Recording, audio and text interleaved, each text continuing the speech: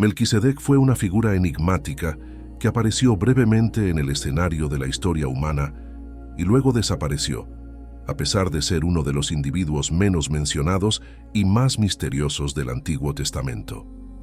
Melquisedec, el rey sacerdote de Salem, es fundamental para comprender conceptos clave de la Biblia. La pregunta es, ¿quién es exactamente esta figura misteriosa y qué nos dice su orden dinámico sobre el papel de Cristo como rey y sacerdote en Hebreos? Su nombre significa Rey de Justicia o Mi Rey es Justo.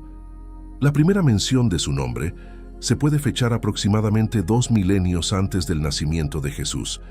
Abraham y Melquisedec se encontraron en un contexto de guerra. Un rey de Elam y 3 reyes aliados fueron a la batalla contra 5 reyes que gobernaban territorios cerca del Mar Muerto. Fue una victoria para los 4 reyes, quienes se llevaron bienes, alimentos y materiales de Sodoma y Gomorra. Entre los ciudadanos capturados de Sodoma estaba Lot, sobrino de Abraham. Al enterarse de la captura de su sobrino, Abraham armó a 318 de sus hombres entrenados y persiguió a los invasores hasta Dan, al norte. Dividió sus fuerzas y atacó de noche, derrotándolos y recuperando todos los bienes, así como a Lot y sus posesiones. Génesis 14, 13, 16. A su regreso de la batalla, Abraham fue recibido por el rey de Sodoma, quien le ofreció bienes como recompensa. Sin embargo, Abraham rechazó cualquier parte del botín, determinando que solo Dios debía ser acreditado por su éxito y riqueza. De Melquisedec, Abraham recibió pan y vino junto con una bendición del Dios Altísimo, creador del cielo y de la tierra. Génesis 14, 18, 22. Melquisedec, rey de Salem, sacó pan y vino y bendijo a Abraham. Melquisedec era sacerdote del Dios Altísimo, un título que resalta su significado y la grandeza de Dios. Lo único que sabemos sobre su origen es que él estaba allí. Melquisedec era a la vez rey y sacerdote, lo que lo hacía único. Históricamente, combinar autoridad religiosa con autoridad cívica ha sido muchas veces peligroso. Dios prohibió a los reyes de Israel ser sacerdotes y a los sacerdotes ser reyes. Un ejemplo de la severidad con la que se castigaban las transgresiones a los roles sagrados en el Antiguo Testamento es la historia del rey Usías. Este monarca, también conocido como Azarías, gobernó Judá durante un largo período y es reconocido por sus muchos logros, incluyendo el fortalecimiento de la defensa del reino y el impulso de la agricultura. Sin embargo, su reinado no estuvo exento de controversias. Según el relato bíblico en el libro de 2 Crónicas 26, 16, 23, Usías cometió un grave error al intentar asumir funciones sacerdotales, las cuales estaban estrictamente reservadas para los descendientes de Aarón, según la ley de Moisés. En un acto de arrogancia y desobediencia, Usías entró al templo del Señor para quemar incienso en el altar, una tarea que no le correspondía como rey. El sumo sacerdote Azarías, junto con 80 sacerdotes valientes del Señor, confrontaron a Usías y trataron de detenerlo. Le dijeron que no tenía el derecho de quemar incienso y que debía abandonar el santuario.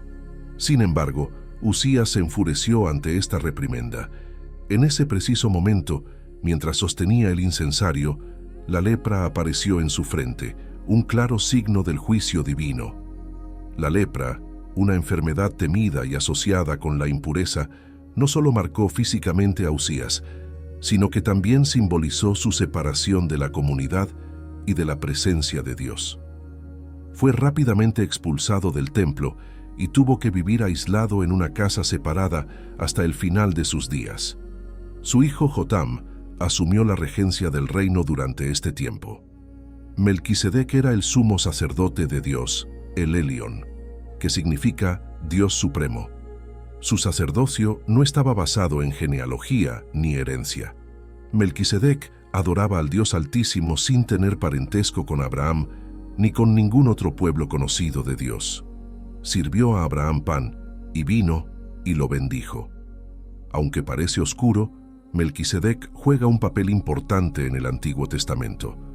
Algunos han especulado que podría haber sido Set, el hijo de Noé, o incluso un ángel. Sin embargo, no hay fundamento bíblico concreto para confirmar esto. Lo que sí es claro es que Melquisedec es una figura notable y un tipo o imagen de Jesús.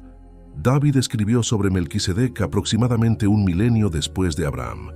En el Salmo 110:4 se lee: «El Señor ha hecho un juramento y no cambiará de opinión. Eres sacerdote para siempre, según el orden de Melquisedec». Este juramento muestra que hay otro tipo de sacerdote, diferente al de Aarón. Los sacerdotes de Israel eran de la familia de Aarón y trabajaban en el tabernáculo y luego en el templo, ofreciendo sacrificios y realizando ceremonias según las reglas de Dios. El autor de Hebreos dedica gran parte de su epístola al sacerdocio de Cristo, comparándolo con el de Melquisedec. Cristo purifica a su pueblo de sus pecados y se convierte en sacerdote en el orden de Melquisedec cuando Dios hizo un juramento. Hebreos 6:20. Cristo entró una vez para siempre en el lugar santísimo en la presencia de Dios y se sentó a la diestra de Dios, habiendo ofrecido un solo sacrificio por los pecados para siempre. Hebreos 10:12. Melquisedec era rey de Salem y sacerdote del Dios Altísimo. Sin genealogía, aparece como una figura misteriosa y significativa. Su sacerdocio es superior al de Aarón y es un prototipo del sacerdocio eterno de Cristo. Mientras que los sacerdotes levitas ofrecían sacrificios diarios, Cristo se ofreció a sí mismo una vez para siempre. Su sacerdocio es eterno y eficaz, proporcionando un camino de reconciliación entre Dios y la humanidad. Los rollos del Mar Muerto, descubiertos en las cuevas de Qumrán, han proporcionado una riqueza de conocimiento sobre la vida, la religión y las expectativas escatológicas de las comunidades judías del Segundo Templo. Uno de los documentos más intrigantes es el conocido como 11Q Melquisedec. En este texto, Melquisedec no es simplemente una figura histórica, sino que es presentado como una figura celestial, angelical y redentora. Los rollos del Mar Muerto fueron descubiertos entre 1947 y 1956 en las cercanías del Mar Muerto, en la región de Qumrán. Estos textos, escritos principalmente en hebreo, arameo y griego, datan de entre el siglo III a.C. y el siglo I después de Cristo. El documento conocido como 11Q Melquisedec fue hallado en la 11ª cueva de Qumrán y es uno de los más fascinantes debido a su contenido teológico y escatológico. En 11Q Melquisedec, Melquisedec es descrito como una figura celestial, muy diferente de su breve mención en el Antiguo Testamento. En Génesis 14, 18, 20, Melquisedec es presentado como el rey de Salem y sacerdote del Dios Altísimo, quien bendice a Abraham. Sin embargo, en el texto de Qumrán, Melquisedec adquiere una naturaleza angelical, siendo identificado con el arcángel Miguel por algunos estudiosos. El documento 11Q Melquisedec describe a Melquisedec como un redentor que jugará un papel crucial en el juicio final. Se le atribuye la tarea de anunciar la llegada del año de gracia del Señor, un concepto derivado del jubileo bíblico. Durante este tiempo, Melquisedec liberará a los elegidos de las garras de Belial, Satanás, y sus espíritus malignos. Este acto de liberación es visto como una redención escatológica, donde Melquisedec interviene directamente en el destino de la humanidad. En el contexto de 11Q Melquisedec, Melquisedec no solo actúa como un redentor, sino también como un juez. Su papel trasciende su función terrestre de rey y sacerdote, adoptando una función cósmica y escatológica. Se le presenta como el ejecutor de la justicia divina, encargado de llevar a cabo el juicio final y de condenar a los malvados. La visión de Melquisedec en 11Q Melquisedec tiene profundas implicaciones teológicas. Su identificación como una figura celestial y su rol en el juicio final sugieren una cosmología en la cual fuerzas divinas y malignas están en constante lucha, y donde Melquisedec es el agente a través del cual Dios interviene directamente en la historia humana para establecer su justicia. La representación de Melquisedec en 11Q Melquisedec ha tenido un impacto significativo en la teología judía y cristiana. En el Nuevo Testamento, la epístola a los Hebreos presenta a Jesús como un sumo sacerdote según el orden de Melquisedec, sugiriendo una conexión entre las funciones redentoras y sacerdotales de ambos. Esta identificación de Melquisedec como un precursor de Cristo subraya la importancia de su rol en la salvación y el juicio divino. Melquisedec, tal como se presenta en 11q Melquisedec, no es simplemente un rey sacerdote histórico, sino un ser celestial con un papel crucial en la realización del juicio final y la redención divina, proporcionando una visión profunda y enriquecedora sobre la justicia y la salvación en la tradición judeocristiana. En la teología bíblica, el sacerdocio es una institución fundamental que juega un papel crucial en la relación entre Dios y su pueblo. Dos de las formas más destacadas de sacerdocio en la Biblia son el sacerdocio de Melquisedec y el sacerdocio levítico. Al comparar y contrastar estos dos órdenes sacerdotales, podemos entender mejor cómo el sacerdocio de Cristo, según el orden de Melquisedec, trasciende y supera el antiguo orden levítico. El sacerdocio levítico es temporal y está vinculado al sistema sacrificial del Antiguo Testamento. Los sacerdotes levíticos ofrecían sacrificios de animales para la expiación de los pecados del pueblo, un proceso que debía repetirse continuamente. Además, los sacerdotes levíticos eran humanos mortales cuya función terminaba con su muerte y debía ser heredada por sus descendientes.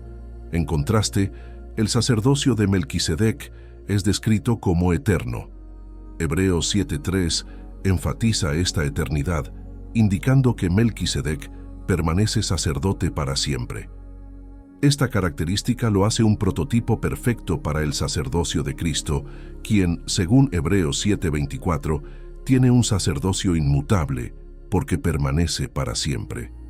La eternidad del sacerdocio de Melquisedec subraya su trascendencia y permanencia en contraste con la temporalidad del orden levítico.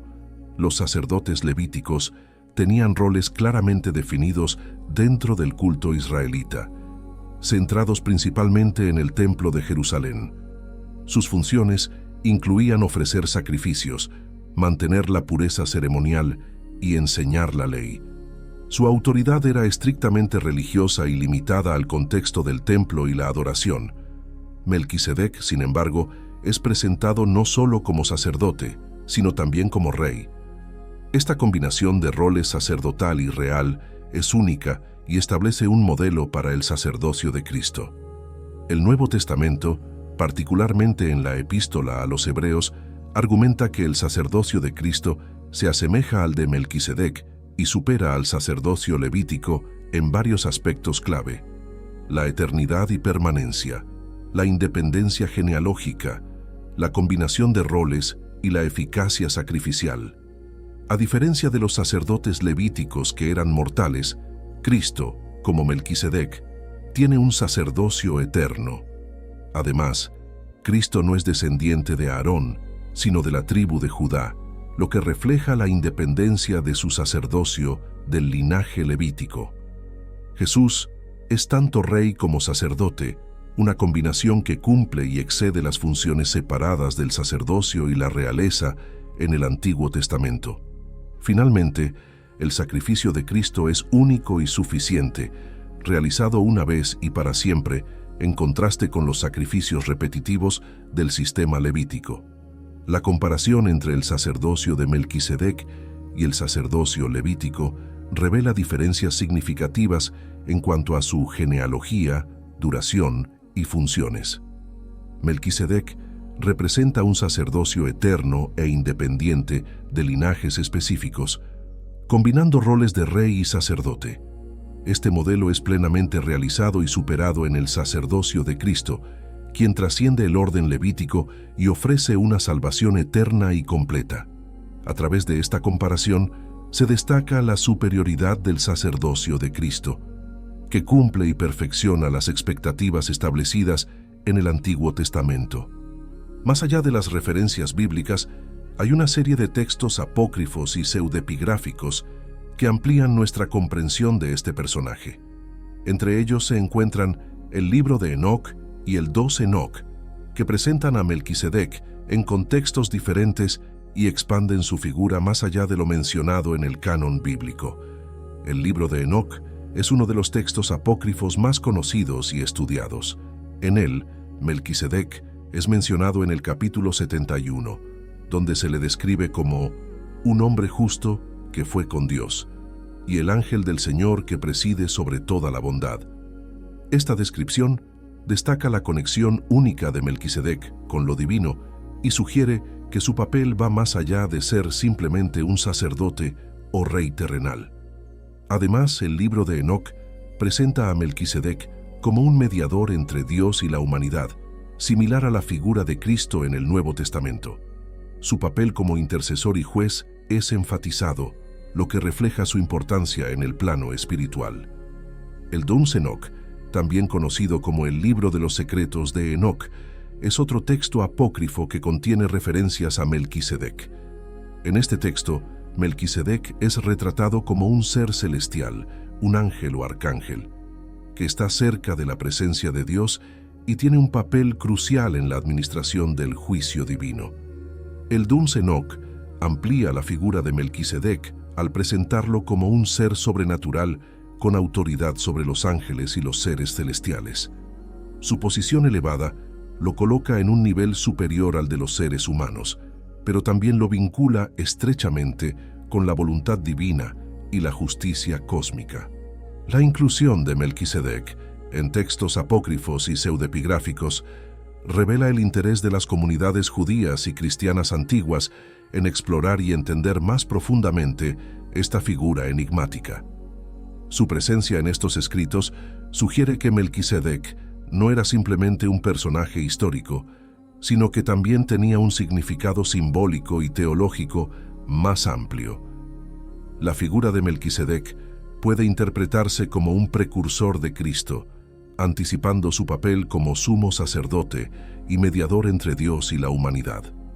Su presencia en textos apócrifos y pseudepigráficos enfatiza la continuidad entre el Antiguo y el Nuevo Testamento y deja en evidencia la importancia de entender la historia de la salvación en un contexto más amplio. La conexión entre Melquisedec y la Eucaristía se basa en su encuentro con Abraham, descrito en Génesis 14, 18, 20, donde Melquisedec, como sacerdote de Dios Altísimo, bendice a Abraham y le ofrece pan y vino. Este acto ha sido interpretado por algunos teólogos como una prefiguración de la última cena y el sacramento de la Eucaristía en el cristianismo. En la Eucaristía, Jesús instituyó un nuevo pacto mediante el cual ofrece su cuerpo y su sangre, bajo las especies de pan y vino. Al ofrecer pan y vino, Melquisedec anticipa simbólicamente el sacrificio de Jesús en la cruz y la institución del sacramento eucarístico. Esta conexión espiritual entre el acto de Melquisedec y la Eucaristía se ha destacado en la reflexión teológica cristiana a lo largo de los siglos. Melquisedec, como sacerdote y rey, representa una figura única en la narrativa bíblica, y su gesto de ofrecer pan y vino a Abraham puede entenderse como un acto de comunión y bendición. En la Eucaristía, Jesús continúa este gesto al ofrecer su cuerpo y sangre como alimento espiritual para sus seguidores, estableciendo así una conexión simbólica entre el sacrificio de Melquisedec y el sacrificio redentor de Cristo. Recordemos que en el Salmo 76:2 se menciona a Salem como la morada de Dios. En Salem está su tabernáculo y su morada en Sión. Esta referencia reafirma la santidad de Salem y su conexión con la presencia divina. Los salmos celebran a Salem como un lugar donde Dios reside, reforzando su importancia espiritual. Con el tiempo, Salem se transformó en Jerusalén, una ciudad que juega un papel central en la historia bíblica y en la fe cristiana. Jerusalén significa ciudad de la paz y se convirtió en la capital del reino de Israel bajo el rey David, quien la conquistó y estableció allí su trono. David trasladó el Arca de la Alianza a Jerusalén, haciendo de la ciudad el centro religioso de Israel. El hijo de David, el rey Salomón, construyó el primer templo en Jerusalén, un lugar sagrado donde los israelitas adoraban a Dios y ofrecían sacrificios.